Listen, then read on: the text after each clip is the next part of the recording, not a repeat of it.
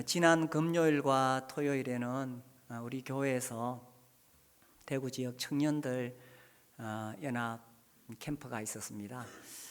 그때 저에게 권위라는 주제로 말씀을 전해달라고 해서 제가 2시간, 3시간 그렇게 전했습니다.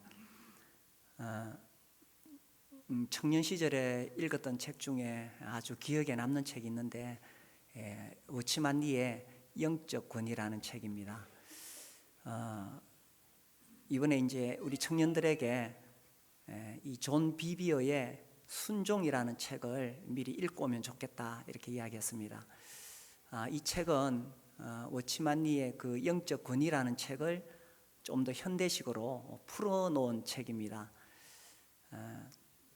그런데 이제 이 권위에 관한 주제는 사실 단순히 어떤 그리스도인의 덕목 중에 하나가 아닙니다. 사랑, 희락, 화평, 오래 참음, 자비, 양성, 충성, 온유, 절제, 성령의 열매라 그러죠. 이런 그리스도인의 덕목 중에 하나가 권위와 순종 이런 거 아닙니다.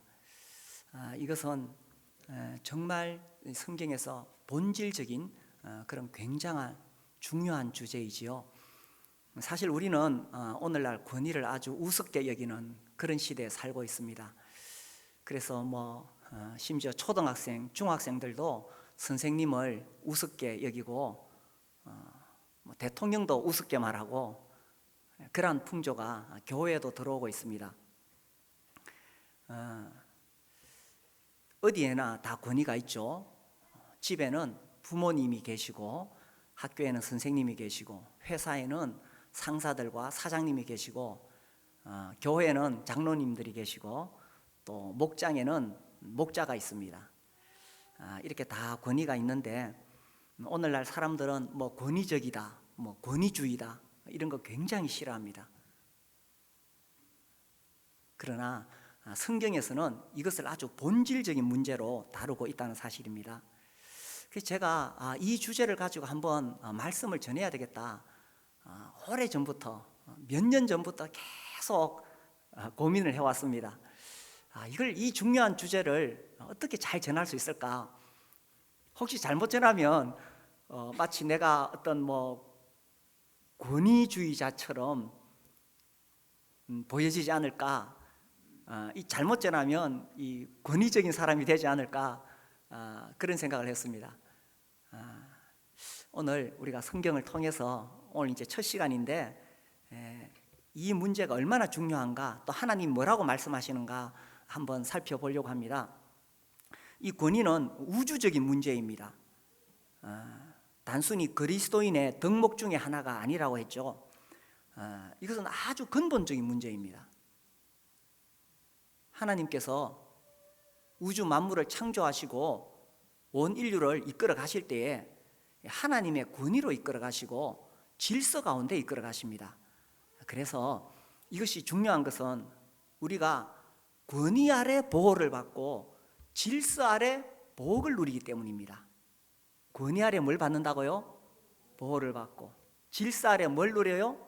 복을 누리는 겁니다. 권위를 거스리면 이것을 다 놓치게 된다는 것입니다.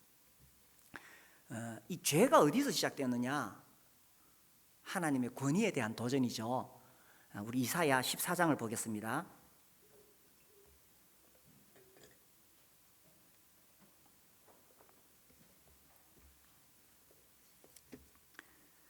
이사야 14장은 바벨론 왕에 대한 이야기죠. 12절에서 14절까지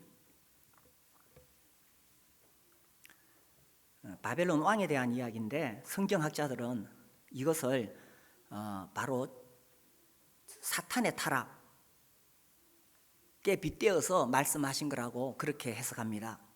그래서 사탄이 어떻게 타락했느냐? 이사야 14장 12에서 14절 같이 읽겠습니다. 시작. 너 아침의 아들 계명성이여 어찌 그리 하늘에서 떨어졌으며 너 열국을 엎은 자여 어찌 그리 땅에 찍혔는고 네가 네 마음에 이르기를 내가 하늘에 올라 하나님의 뭇별 위에 내 자리를 높이리라. 내가 북극 지폐의 산 위에 앉으리라. 가장 높은 구름에 올라가 지극히 높은 이와 같아지리라 하는도라. 이 바벨론 왕이 이제 심판을 받았는데 이것은 사탄에 대한 이야기라고 그렇게 해석이 되어집니다. 14절에 보면 가장 높은 구름에 올라가 지극히 높은 이와, 지극히 높은 이가 누굽니까? 하나님이죠. 하나님과 같아지리라. 이 계명성, 루시퍼라고 하죠. 사탄의 타락은 하나님과 같아지려고 하는 권위에 대한 도전이었습니다. 그래서 이제 이 뱀이 하와에게 와서 선악을 알게 하는 나무의 과실을 따먹으면 눈이 밝아져 어떻게 된다 그랬습니까? 하나님과 같아진다. 이 죄의 본질이죠. 하나님과 같이 되는 것, 하나님의 권위에 도전하는 것, 하나님의 자리에 앉으려는 것, 이것이 이 죄의 본질입니다. 그리고 아담의 자손들인 우리는 이 사탄의 깸에 넘어가서 우리 안에 이런 반역성이 있다는 거예요.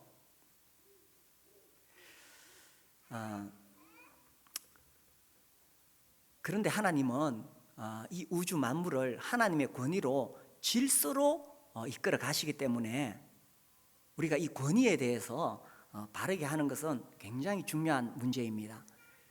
하나님 그분의 권위가 있지만 또 중요한 것은 뭐냐 하면 하나님이 직접적으로 권위를 가지고 통치하시기도 하지만 하나님은 또한 사람에게 권위를 주셔서 하나님께서 이 권위를 위임하시는 겁니다. 위임 권위를 통해서 하나님께서 일하신다는 것입니다. 그래서 가정에는 부모님이 계시고 학교에는 선생님이 계시고 회사에는 사장님이 계시고 교회는 장로들과 목장에 목자가 있는 거예요. 사람들은 이렇게 말합니다. 나는 하나님에게는 복종할 수 있지만 사람에게는 내가 먼저 수긍할 수 있어야 순종할 수 있다, 이렇게 말합니다. 그런데 성경에서는 뭐라고 이야기하느냐 하는 거죠. 자, 우리 다시 출애굽기 16장을 한번 보겠습니다.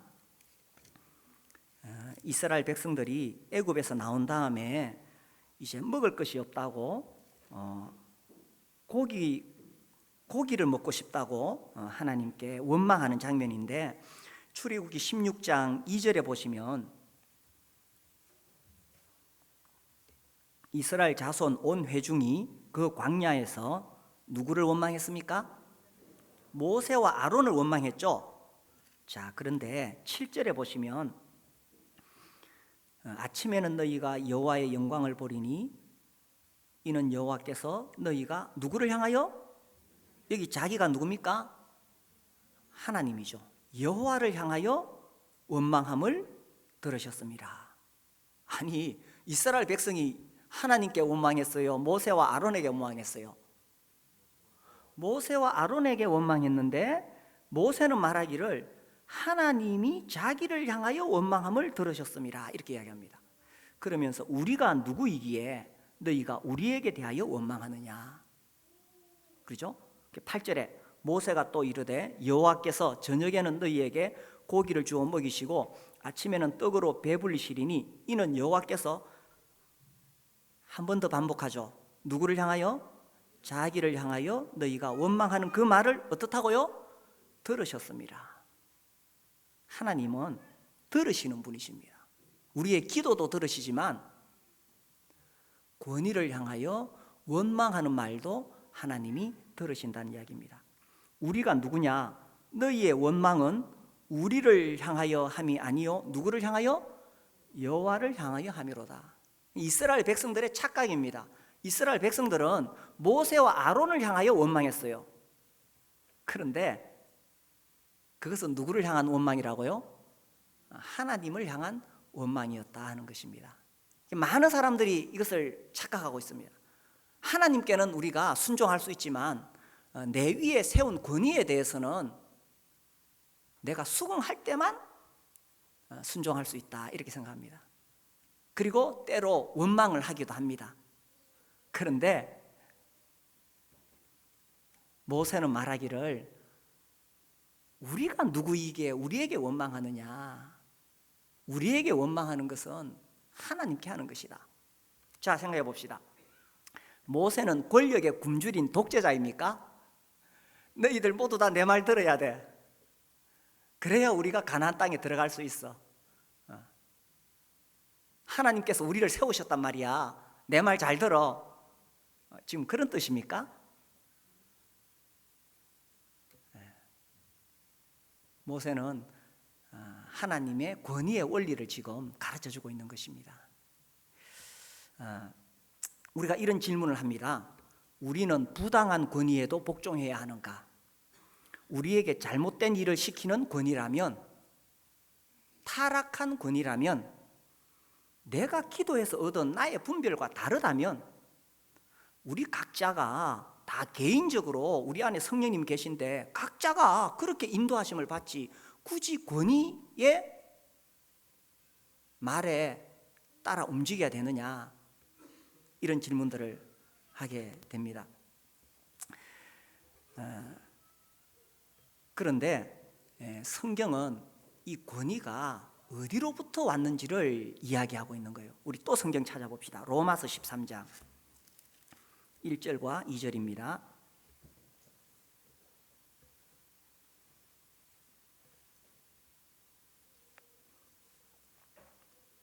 1절 2절 우리가 같이 한번 읽어보겠습니다. 시작.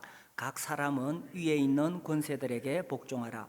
권세는 하나님으로부터 나지 않음이 없나니 모든 권세는 다 하나님께서 정하신 바라.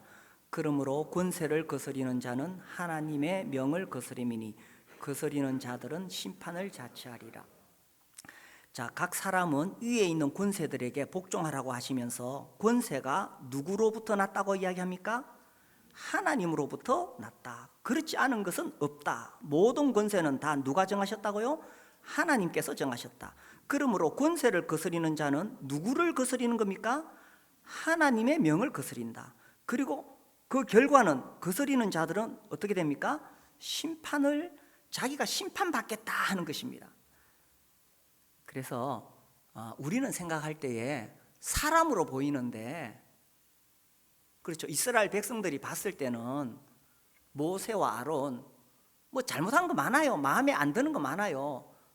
그래서 그들을 단순히 백성들의 대표로 여겼을지 모릅니다. 이제 우리가 특히 우리는 이 민주주의 사회에 살다 보니까 사람이 주인인 거예요. 그죠? 그래서 뭐 지도자를 세우고도 단지 그는 우리의 대표일 뿐이다, 이렇게 생각합니다. 그런데 로마서 13장은 위에 있는 권세라고 했을 때 정부의 권세 설명하면서 뿐만 아니라 모든 권세가 하나님으로부터 났다. 그래서 일단 우리가 투표해서 대통령을 세우지만 그가 대통령이 된 것은 하나님께서 정하셨고 하나님께서 그에게 권세를 주셨다고 믿으라는 것입니다. 대통령의 시책이 우리 마음에 안 드는 것이 많이 있을 수 있습니다.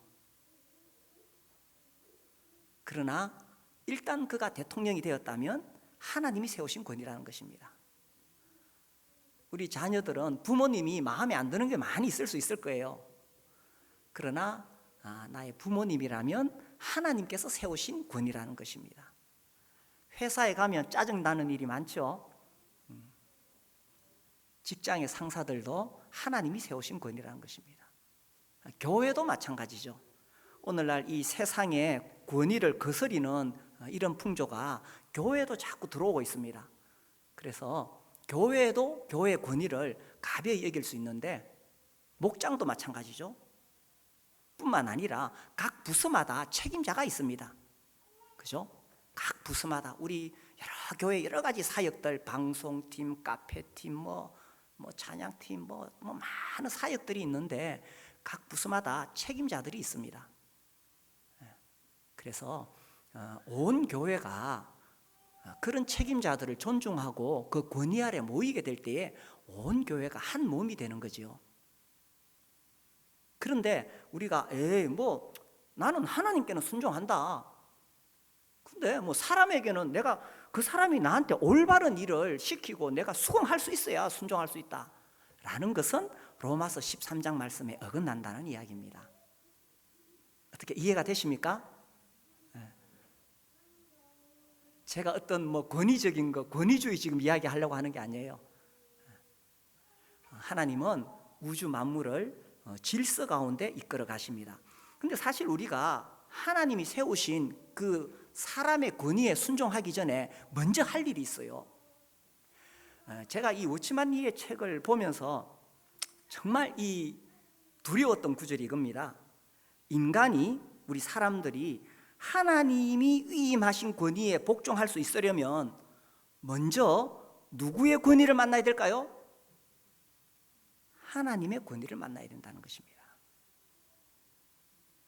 정말 하나님의 권위를 만나본 사람은 하나님을 두려워하는 마음이 있기 때문에 하나님이 세우신, 하나님이 위임하신 그 사람의 권위에도 순종할 수 있다는 것입니다.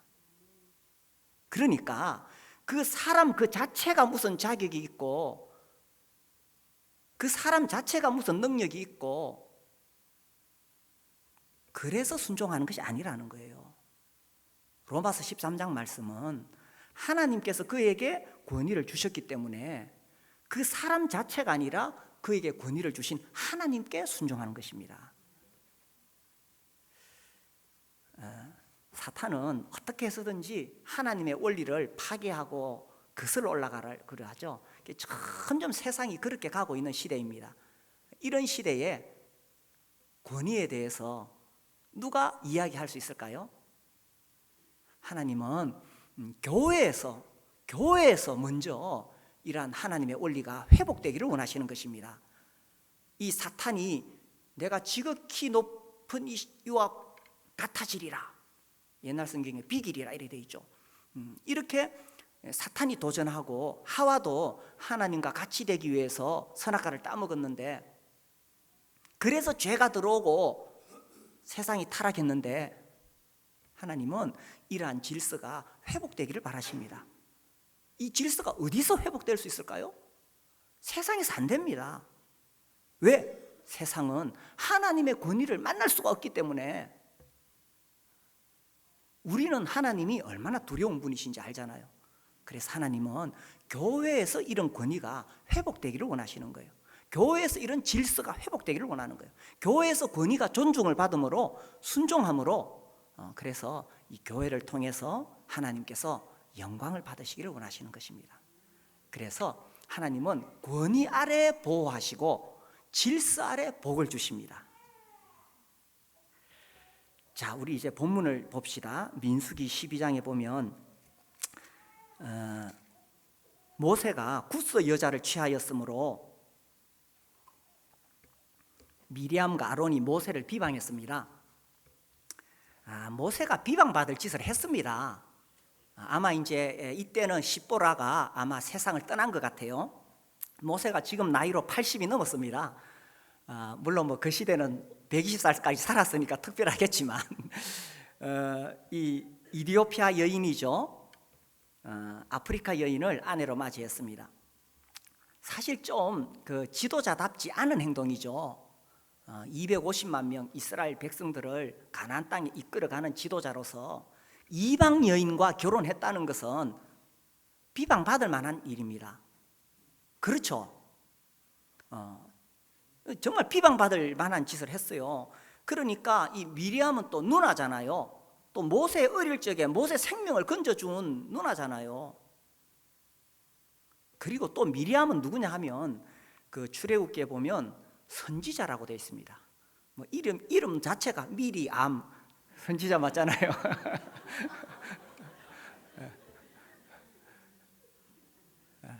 그리고 또 아론은 모세의 형이죠. 그리고 이 모세의 대변인입니다. 그래서 이제 자기 동생이 이방 여인을 취하니까 이거 비방받을 짓을 했는 거예요. 그래서 2절에 그들이 이르되 여호와께서 모세와만 말씀하셨느냐 우리와도 말씀하지 아니하셨느냐. 모세 너만 하나님의 종이냐 이거예요. 우리도 하나님의 말씀을 듣는다. 나도 선지자다. 이런 거예요. 그리고 모세는 비방받을 짓을 했으니까 뭐 비방할 만하죠. 그런데 2절 끝에 뭐라고 되어 있습니까? 여호와께서 이 말을 들으셨더라. 아까도 나왔죠. 이스라엘 백성들이 모세와 아론을 원망하니까 하나님께서 여호와께서 들으셨다 이렇게 되어 있습니다. 권위를 비방하는 말은 하늘로 올라가서 하나님의 귀에 들리는 거예요.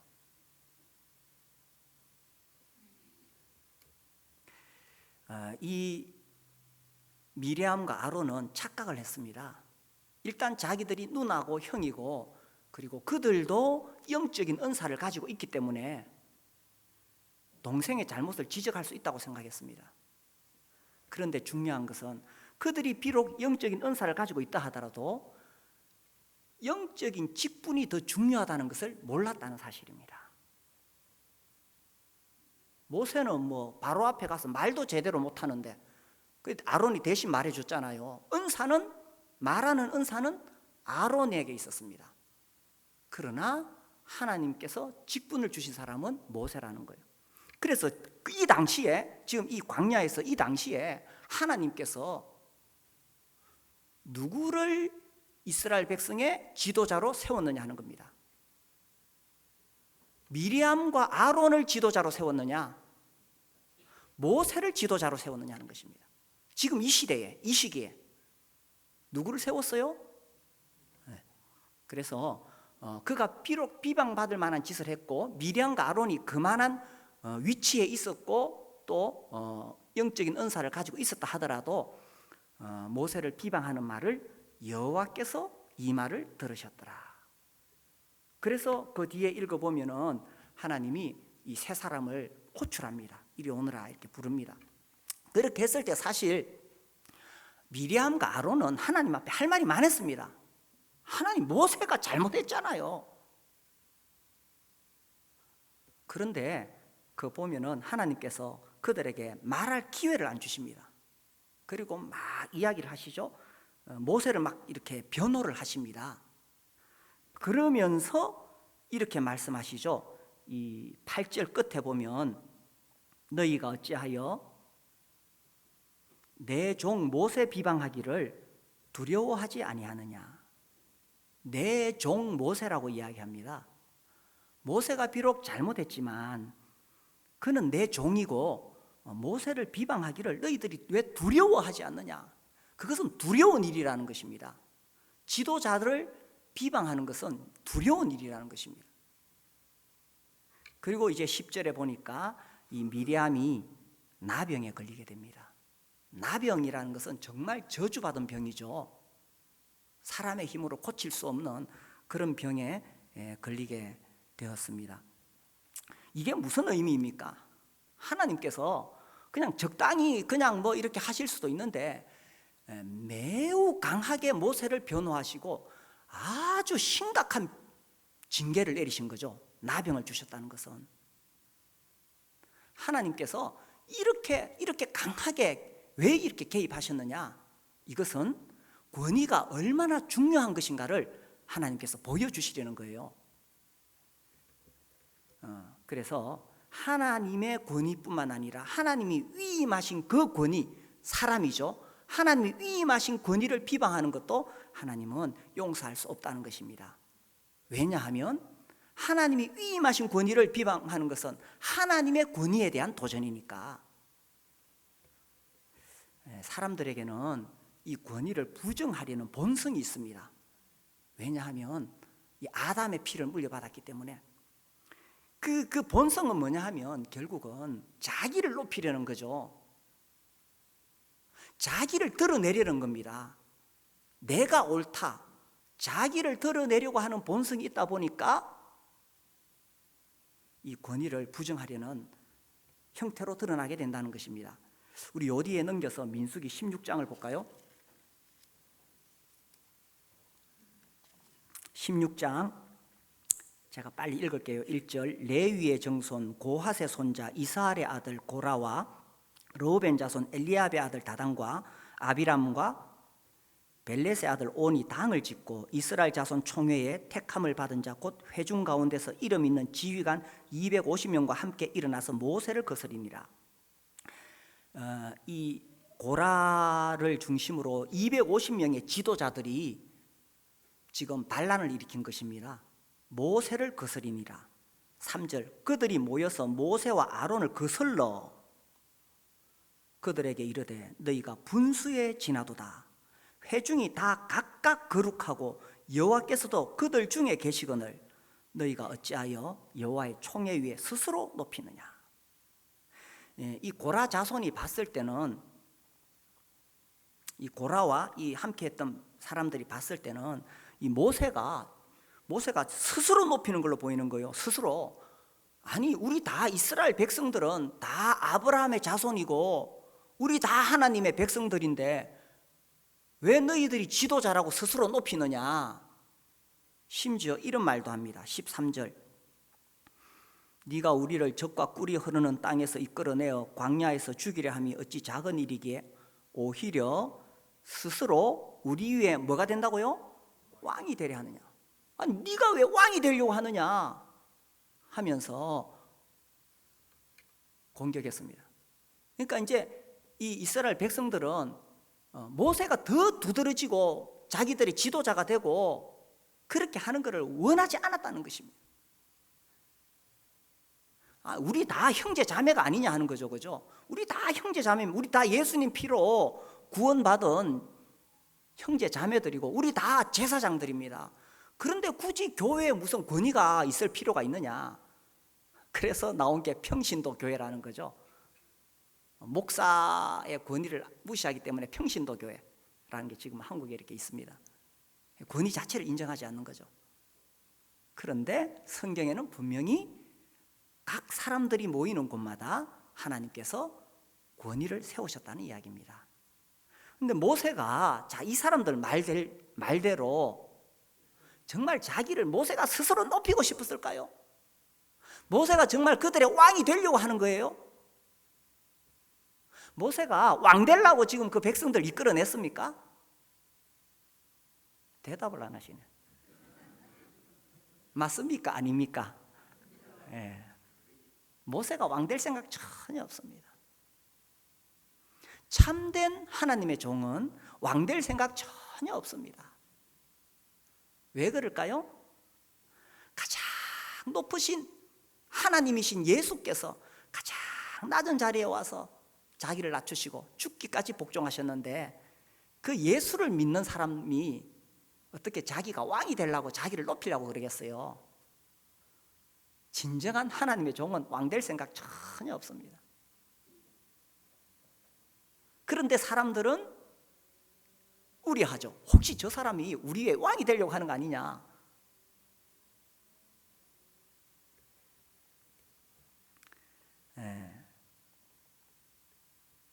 그래서 이 고라와 이 무리들이 모세를 향해서 이렇게 막 공격을 했던 거죠. 그런데 이제 어쨌든 사람들은 이런 위임 권위를 향해서 반역을 일으키려고 하고 부정하려고 하는 태도가 있는데 이때에 그러면 하나님으로부터 권위를 받은 위임 권위는 어떻게 행동하느냐? 너희들이 왜 그러느냐? 하나님이 나를 세우셨다 하고 거기 대항하고 싸우느냐? 모세는 어떻게 했냐 하면 자 민수기 12장 볼까요? 3절에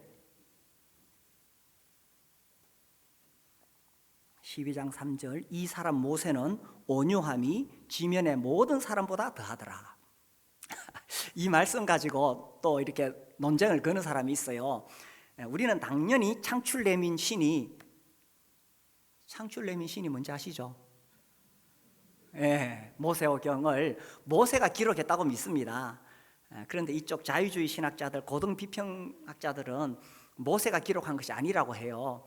그러면서 이제 예를 드는 구절 하나가 요겁니다. 12장 3절. 자기가 자기에 대해서 기록하면서 자기가 온유함이 모든 사람보다 성하다고 이렇게 적을 수 있겠느냐? 모세가 기록한 게 아니고 다른 사람이 적었다 뭐 이렇게 하는데 그 말도 안 되는 소리죠.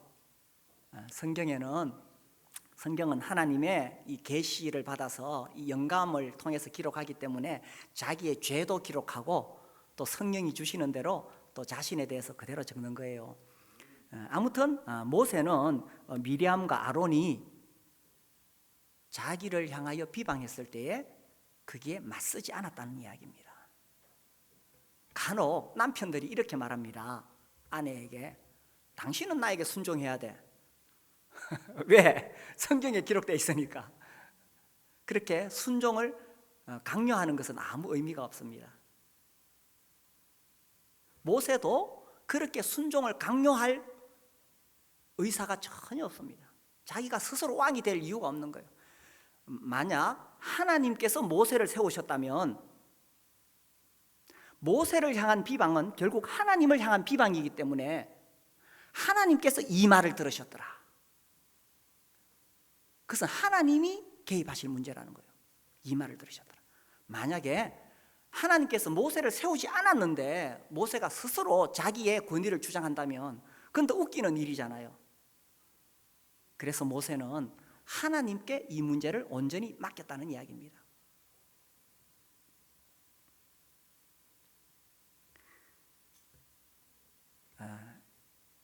이 하나님은 하나님의 권위로 우주 만물을 통치하시면서 또한 하나님이 세우신 사람, 이 미리암과 아론이 이때 아무리 훌륭한 사람, 하나님의 종이라 하더라도 이 시대에 하나님이 세우신 종은 모세였다는 사실을 알려주시기 위해서 이제 그 밑에 보면은 이제 그들을 호출하시고 징계하시는 것을 보게 됩니다.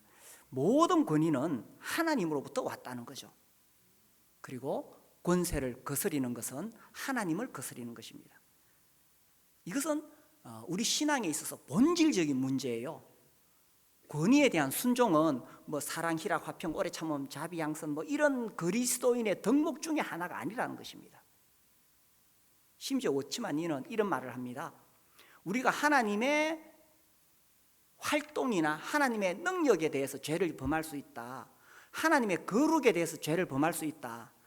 그러나 그것보다 더 심각한 죄는 하나님의 권위에 대한 도전이다. 이렇게 말합니다. 왜냐하면 이것은 하나님 본질에 대한 공격이기 때문이다.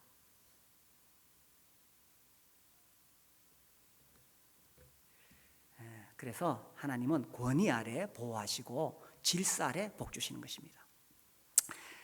자, 이 권위에 대해서 우리가 다시 한번 올바른 이해가 필요한데 우리가 로마서 13장 봤죠?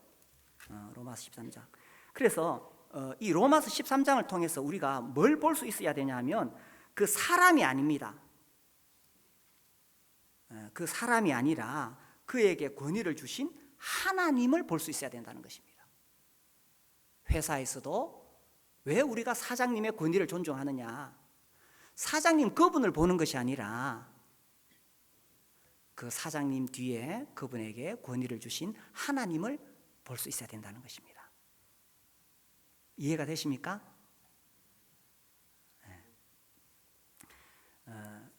그리고 때로는 하나님께서 이렇게 테스트를 하시는 거예요. 지금 모세가 분명히 잘못했거든요. 잘못한 모세에 대해서 어떻게 반응할 것이냐 하는 것입니다. 노아가 홍수 후에 포도주 마시고 어떻게 됐어요? 포도주 많이 마시고 술이 취해서 어떻게 했어요? 옷을 막 벌거벗고 들어누웠습니다. 할 짓이 아니죠, 그죠? 그렇게 하면 안 되죠. 당연히 말도 안 되는 소리입니다. 그런데 그 모습을 아들 함이 보고는 나와가지고 아버지를 막 비방했습니다. 아버지가 술 마시고 벌거벗고 들어누웠다 이렇게 아버지를 비방했어요. 그런데 나머지 두 아들 셈과 야벳은 어떻게 했습니까? 옷을 잡고 뒷걸음쳐서 들어가죠. 아버지의 벗은 모습을 보지 않으려고 뒷걸음쳐서 들어가서 옷으로 덮어주었습니다. 그래서 아버지가 함은 저주하고 셈과 야벳은 축복하는 거예요. 아버지가 술 마시고 벌거벗고 들어놓은 것은 잘못한 거예요. 그런데 하나님은 하나님이 세우신 권위에 대하여 어떻게 반응하는가를 본다는 것입니다.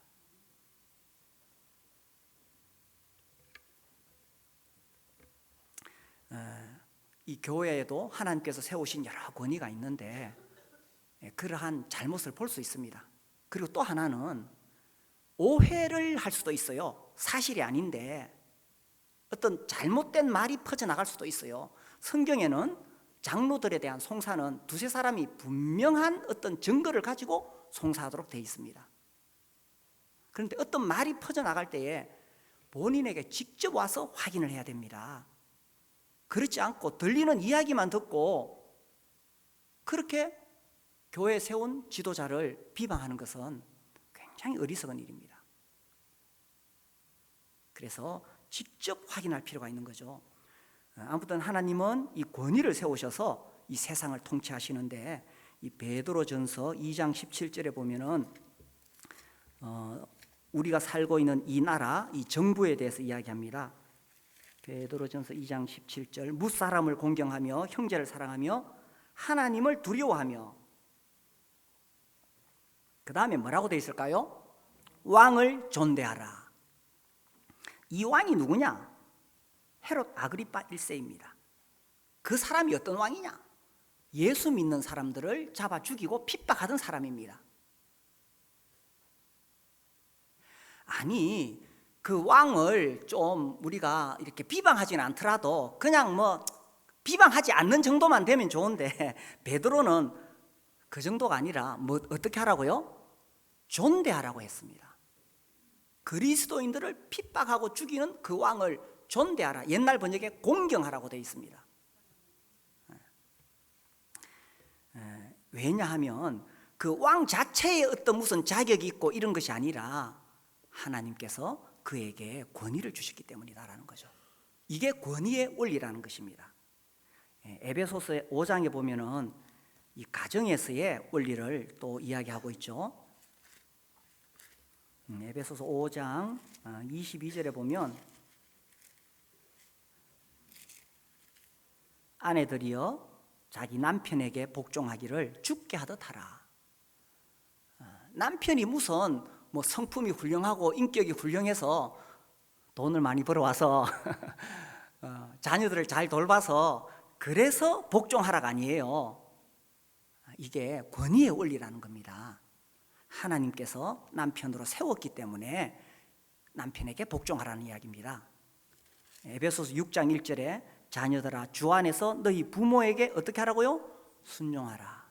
부모가 뭐 많이 배우고 자식들에게 뭐 용돈 많이 주고 뭐 자식들한테 잘해줘서가 아니라 일단 부모라면 하나님이 세우신 권위이기 때문에 순종하라는 것입니다.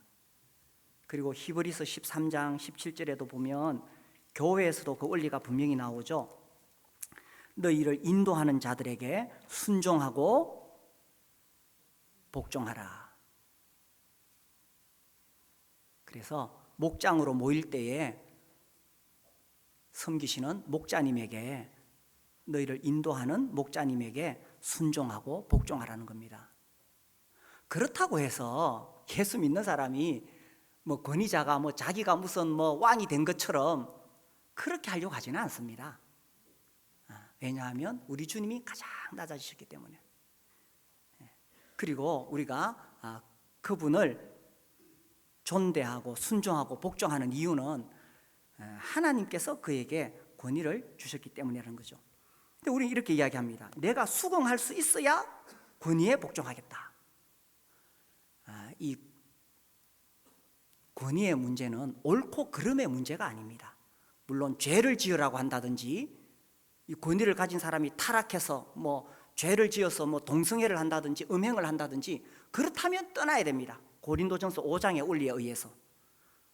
그러나 그렇지 않다면 나와 분별이 다르더라도 존중하고 따라갈 때에 이 교회가 한 몸이 될 수가 있다는 것입니다. 우리 각자 다 성령의 인도하심을 받고 나도 기도해서 분별을 얻을 수 있는데, 내 생각이 더 옳을 수 있는데, 그러나 우리가 권위 아래 있을 때 온 교회가 하나가 될 수 있다는 이야기입니다. 특히 이 열심히 있는 사람들이 조심해야 돼요. 정말 막 이 주님의 일을 하고 싶어서 정말 열심히 넘치는 사람들이 열심히 봉사하고 헌금하고 전도하고 열심히 했어요. 그런데 자기하고 위에 있는 권위가 딱 부딪혔을 때에 그 권위에 불순종하면 그렇게 열심히 섬겨놓고 사실은 가장 근본적인 것을 놓친 거예요. 그래서 이 권위의 문제는 하나님의 통치 원리입니다. 하나님이 권력의 굶주린 독재자일까요? 너희들 내 말대로 해, 꼼짝도 하지 마. 하나님이 권력의 굶주린 독재자일까요? 예입니까? 아니옵니까? 네. 하나님 사랑의 하나님이십니다. 그런데 왜 이렇게 하느냐? 이것이 하나님의 통치 원리이기 때문에. 하나님은 권위 아래 보호하시고 질서 아래 복 주시기 때문입니다. 권위 아래 어떻게 하신다고요? 보호하시고 질서 아래 어떻게 해요? 복 주시기 때문에. 그 존 비비어의 책에 보면 자기 이야기가 나와요. 이 사람이 어떤 큰 교회에 청소년부 사역을 하게 됩니다. 그래서 어떻게 하면 이 청소년부를 부흥시킬 수 있을까? 그래서 연구를 하다가 소그룹을 통해서 이제 전도하려고 하는 계획을 가지게 됩니다. 그래서 그 교회 목회하시는 목사님에게 허락을 받습니다. 그래서 이 100개의 소그룹을 만들어 가지고 청소년들에게 우리가 전도하자. 그래서 8개월 동안 훈련을 시킵니다. 그 청소년 리더들을. 그래서 8개월 동안 70명의 청소년들을 뽑아가지고 훈련을 시키고 그 중에서도 또 더 선별해서 24명을 모아가지고 또 훈련을 시켰어요. 그러면서 막 마음이 뜨거워집니다. 자기들이 볼 때 이 정도 되면 2,500명에게 전도할 수 있겠다. 그래서 이제 수백 명, 수천 명의 학생들에게 이제 전도하겠다는 뜨거운 마음으로 딱 이렇게 하고 있는데 그 행사를 하기 3주 전에 목사님이 부르더니만 하지 말라고 이야기합니다. 주님의 뜻이 아닌 것 같다고 하지 말라고 하는 거예요. 존 비벼의 마음이 어떠했을까요? 아니 분명히 그 전에 허락을 했거든요. 8개월 전에. 그리고 지금 막 이 청소년들이 막 이렇게 뜨겁고 틀림없이 전도가 된다는 말이에요. 그런데 3주 전에 하지 말라는 거예요. 왜? 하나님의 뜻이 아닌 것 같다고 이야기하는 거예요. 그래 막 속이 부글부글 끓는 상태에서 집에 왔는데 시간이 지나면서 좀 차분해집니다. 주님의 음성을 듣습니다. 주님이 이렇게 묻습니다. 존, 너는 지금 누구의 사역을 하고 있느냐? 내 사역이냐? 네 사역이냐? 이렇게 묻습니다. 존, 심판날에 맨 먼저 내가 너에게 물을 말은 네가 얼마나 많은 학생들을 인도했느냐가 아니다. 내가 네 위에 세운 권위에 순종했느냐를 가장 먼저 물을 것이다. 존, 설령 네가 올랜도에 있는 학생들을 모두 구원하더라도 내가 네 위에 세운 권위에게 복종하지 않고 충성하지 않은 것 때문에 너는 심판을 받을 것이다.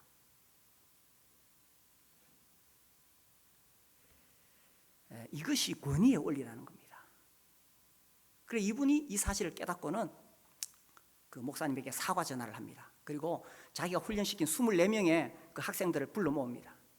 그리고 어떻게 했을까요? 얘들아, 이거 진짜 좋은 계획인데 목사님이 하지 말라고 하시니까 할 수 없다. 하지 말자. 이렇게 해서 어떻게 됐을까요?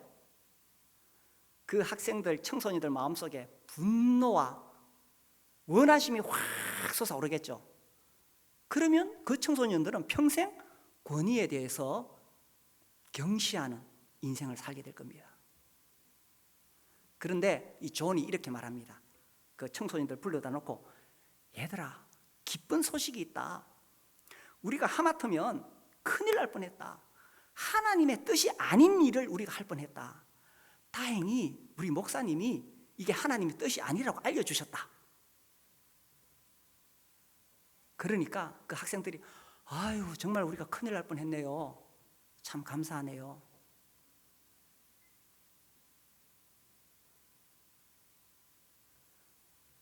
이것이 권위의 원리라는 것입니다.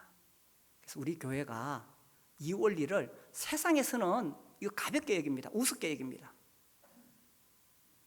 그러나 하나님은 교회 안에서 이러한 원리가 회복되기를 바라시는 거예요. 남편과의 문제가 있습니까? 회사에서 상사와 문제가 있습니까? 집에서 우리 자녀들이 부모님과 문제가 있습니까? 교회에서 교회에 있는 권위와 문제가 있습니까? 권력의 굶주린 독재자들이 아닙니다.